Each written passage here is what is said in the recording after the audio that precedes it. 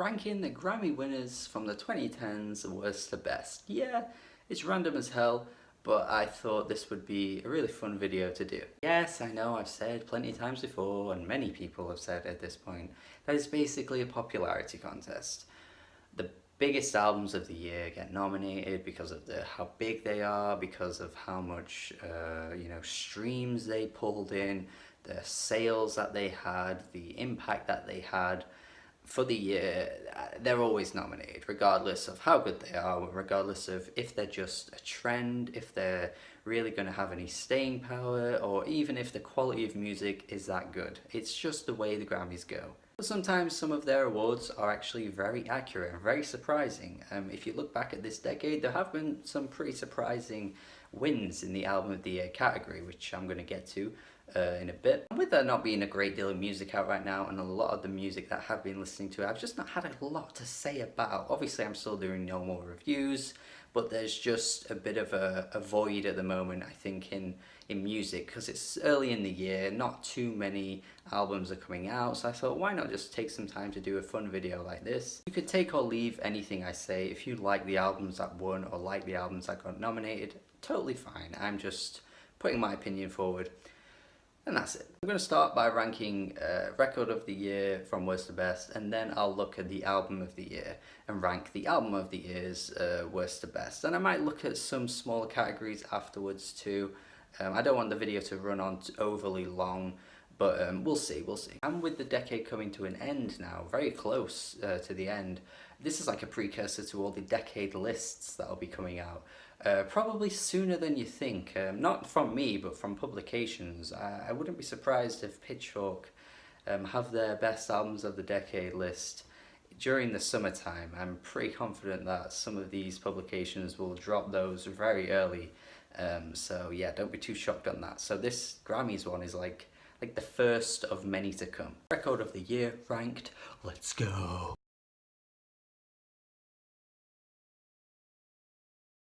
Yeah, over in the UK, this has got to be one of the most overplayed songs of the entire decade. It was overplayed when it came out. It still gets played to this day, by the way. You will hear this on any random radio you're near at least once a day. Like, you're going to hear this. You're going to hear it. And the thing is that some people might think, well, overplay shouldn't be a reason why you don't like a song anymore.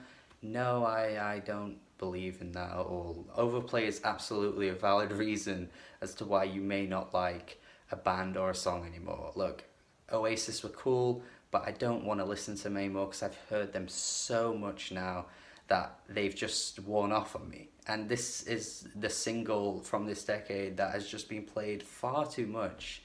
And I still get sick of hearing it now. So this is at the bottom of the list because not only is it not that great of a song to begin with, but it's become insufferable because of just how much I've heard it. It really isn't that impressive, and Kings of Leon actually were really good when they first started out on their debut album, but everything since then has been incredibly weak, and this didn't really deserve Record of the Year. In fact, for that year that it won, I would have given Record of the Year to Taylor Swift, actually, so you might want to start drinking that tea, bitch.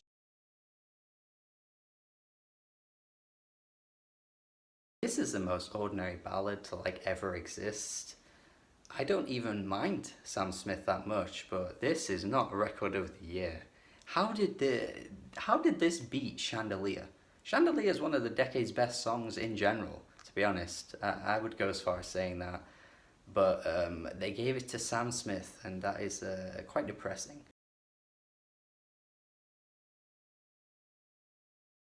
Likewise, this is also a very ordinary ballad that is kind of cute. It's at least better than Stay With Me, but it's not that great. It's fine, it's nice, I don't hate it.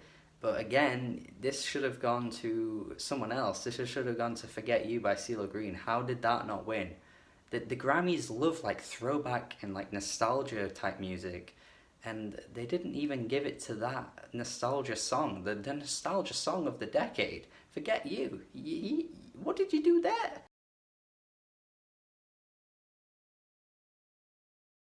Grammys love Adele, I get it, I like Adele, and Hello is decent, it's alright. It's just a song that I just, again, don't really have any interest in playing. Um, it was really like impactful when it came out, I think, but just with more listens, you just kind of realize that it was very much a standard Adele song. She wasn't really doing anything all that new, and I feel as though by the time we get to her next album by Adele, that'll be when she really wears off, because she's pretty much doing a very similar thing every time, unless she changes things up. But yeah, I think looking at my laptop here, I think Formation was the winner really for that year. Beyonce, yeah, I think she deserved that win.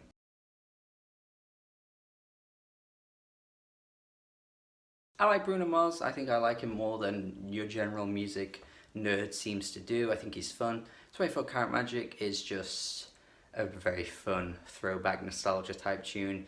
I can see why the Grammys would go for this. I personally think Redbone was a better pick though. I think Redbone would have been the slightly better pick for that year. But you can't go wrong with 24 Karat Magic. It's so fun. It's such a it's such a ridiculously braggadocious fun tune that I'm fine with it existing. It's certainly decent.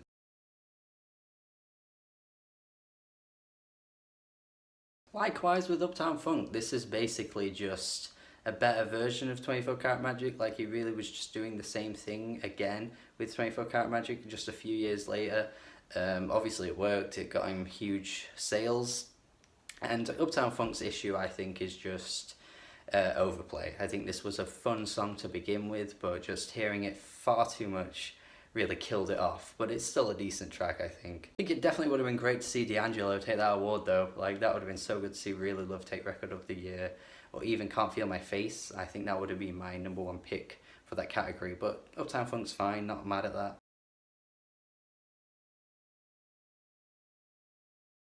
I'm very critical of This Is America, but it is pretty good, and the choices for Record of the Year were really poor. Like, this is probably one of the better picks you could have gone for. Even though, despite the fact that it's not that great of a song, it certainly works better with the video, as everyone's already said already. But it's actually pretty decent as its own track too.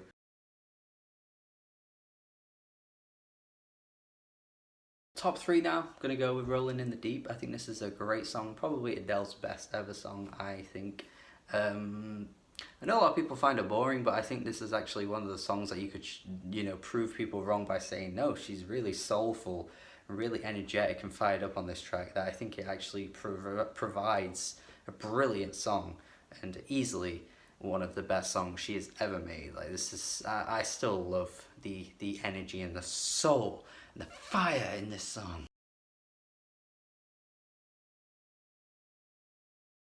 Number two is Get Lucky. I think this is a great song, honestly.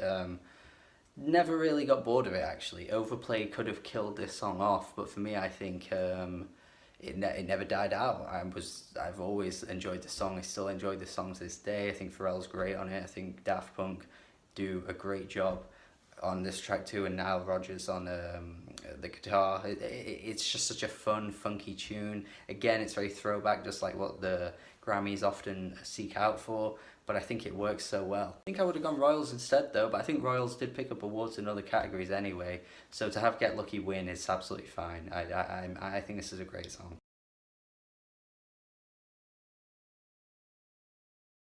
My number one record of the year for the decade. Somebody I used to know, man. This song, it gotta be, man, where did he go? Where did the fucking goat go? Goat yay, the goat, he left, and why is he gone? This is so good. Like, this is how you do like a breakup song. Because here, it's perfect. You get both sides of the story. It's just a perfectly made breakup song. I'm amazed this got so popular, and the fact that it won Record of the Year, I think, is amazing too. This is like the best you can get when it comes to Record of the Year, I think. It still holds up too to this day. I still think this is a fantastic song, and quite happy that it won, and I think it's going to go down as like a classic as well for pop music, because it's just so out of nowhere, so random. A lot of songs back in like 2012, 2013, like just got big out of nowhere. Random indie acts started exploding for no reason. You had bands like Fun just coming out of nowhere, and like Mumford & Sons, that kind of stuff. Like, it was just a very weird time for music, I think. But it was cool to see songs like this come out of it, because it's excellent. Now for the Album of the Year category, I'm going to be ranking these from worst to best. You're going to be shocked at some of these, because I feel like a lot of them have just been forgotten, or people have forgotten what won for most of the years. But some of these are stinkers, let me tell you. Worst to best albums of the year winners. Here we go.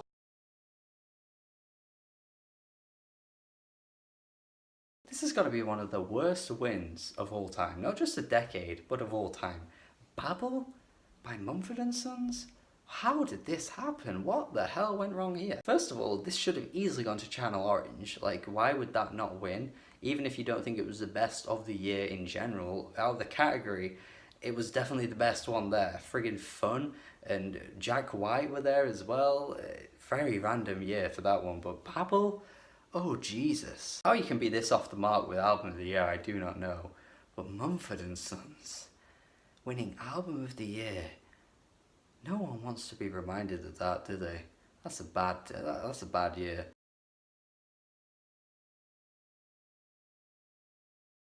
Yeah, next is Morning Phase by Beck. It's nice on the ears, but that's about it. It's pretty bland overall. I know many people got angry this year because this was like the Beyonce year. People were really dead set certain it was going to go to Beyonce, and Beck just comes through with the win. It seemed more like a consolation prize, to be honest. Every win of his now seems to be that, because at the start of his career he kind of got a bit overlooked, never really got any awards or anything, so I feel like the Grammys are just like, hey, we'll give him the awards now when he's making some of his worst music. That makes sense.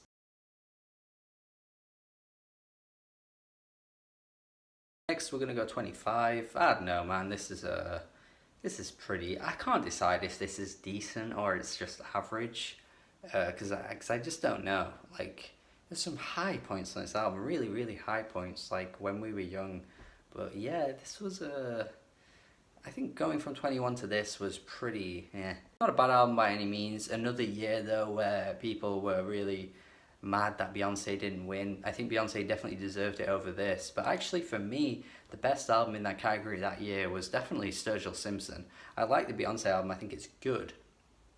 But I think Sturgill Simpson put out a really great album with his work.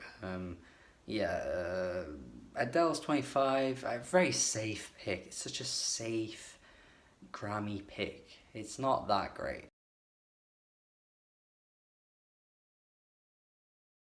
Next we're at 1989 now, probably the most controversial pick ever, I would say, because people were really angry about this one, myself included. I remember at the time just being like, how the hell did this beat To Pimp a Butterfly? But in retrospect, it makes sense. Like, knowing more now that the Grammys are the way they are, you can definitely see why 1989 won. The most popular album of the year, produced, I think it was like 4 or 5 #1 hit singles, which is very impressive. But yeah, just To Pimp a Butterfly should have had this, man. This just should have been Kendrick Lamar's year. But really depressing that they just don't really recognize hip-hop in that kind of way when it comes to Album of the Year. But 1989, you know what, isn't that bad. I think it's kind of average, to be honest. I think the high points again, it's one of those albums where like some of the singles I think are really fantastic, like Style, Wildest Dreams, and I even like Blank Space quite a lot too. But everything else I could pretty much throw away, to be honest.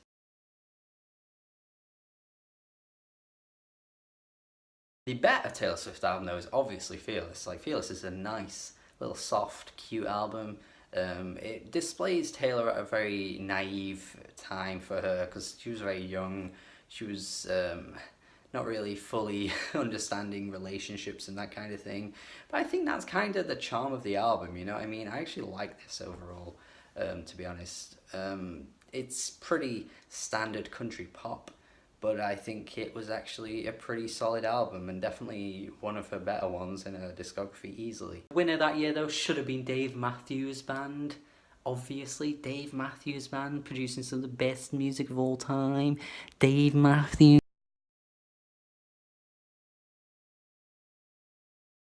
Next is 24 Karat Magic. I like this album, man. This is a lot of fun. If you just don't pay attention to the lyrics on this album and you just listen to the fun, banging tunes, you're gonna have a great time, because a lot of the lyrics are pretty bad on this album, to be honest. But the music is so good. But again, a year where people got angry. Kendrick Lamar didn't win again. Don't really think Damn was that good anyway, so it doesn't really bother me. But I think the winner really should have been Melodrama. I think Melodrama really should have won this year. My favourite out of all of them, though, was Awaken My Love by Childish Gambino. I still really like that album, but Melodrama should have been the winner. Come on. Melodrama not winning over 24 Karat Magic is kind of weird to me. Like, the Grammys do some bizarre things. Melodrama has so much love. Like, so many people still adore Melodrama, but generally I bet most people these days are only listening to the odd single by Bruno Mars. They might still be listening to 24 Karat Magic. They might still be listening to Finesse or That's What I Like.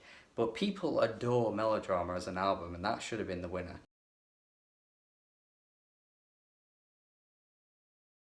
Now we're at 21. I think this is a really good album, actually. I don't think it's quite great, but I think a lot of people, again, do snub Adele and call her boring, call her bland.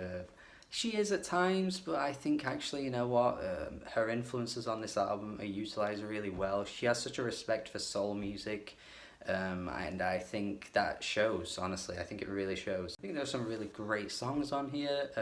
I don't know, a lot of music nerds don't really care about Adele, but I, for one, think she's pretty good, and I think this is a solid win.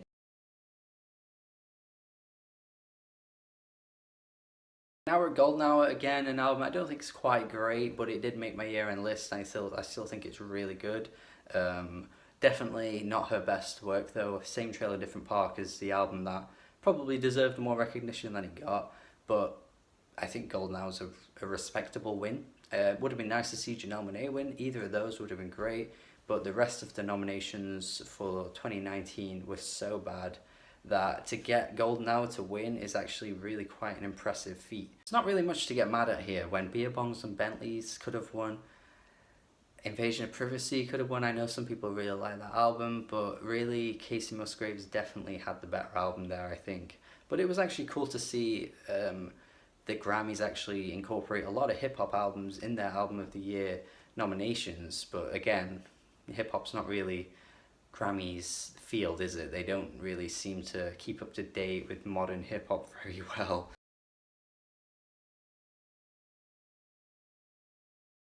Number 2 now, though, we're at Random Access Memories. Yeah, just one of those music critic albums that just kind of flourished for the year it came out, and I still think it holds up really well. I still think it's great. I loved it more back when it came out than I do now, but I still think it's a very, very good album. A lot of great songs on here, so well produced. So many like cinematic moments as well. I think they really took it to the next level in comparison to what they were doing in the 2000s. They were really, really great with this release. However, though, Kendrick Lamar snubbed again. He should have gotten this, I think. Poor guy couldn't even beat Macklemore this year in the rap category. The rap category went to Macklemore over Kendrick. It is a travesty, but what can you do?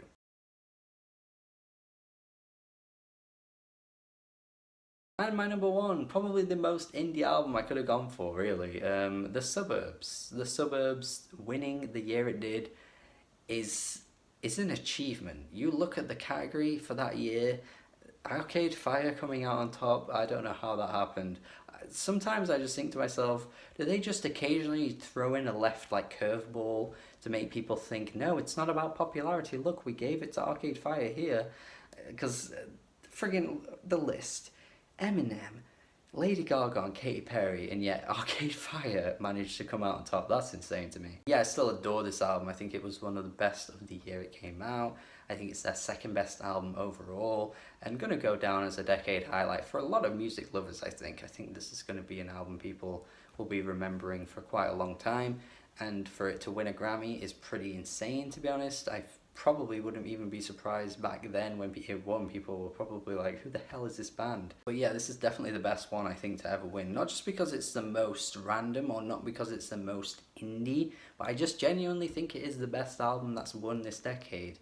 It wasn't a particularly great decade for album wins, but actually, you know, if you look in the 2000s, 2010 is actually an improvement for the Grammys. The 2000s had some really dire wins. I do think now with like the internet and stuff, I think it's going to continue to impact your Grammys decisions on a lot of things. They really should be taking into account the people, like the tastemakers that decide what's good and what isn't, because a lot of their results seem to be quite out of touch sometimes. They often give the best to really mediocre like picks, when honestly quite a lot of the time it's so clear as day as to what should be winning. But as Drake did say in his speech, it's an opinion-based sport, so we shouldn't really take their opinion that seriously, and maybe they shouldn't really take our opinion that seriously, because it's just music at the end of the day. You like what you like.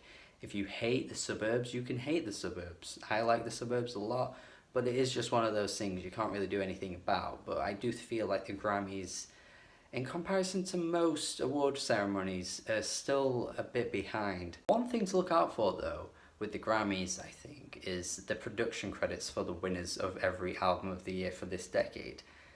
You might think a lot of the albums are very different to each other, but they're actually very similar, very eerily similar in weird ways. A man named Tom Coyne, who you probably have never heard of, and I haven't up until doing a bit of research, has been a part of 4 of the Album of the Year winners this decade, and 3 of those were back to back to back. 3 years running, he was mastering and engineering the winners of the Album of the Year.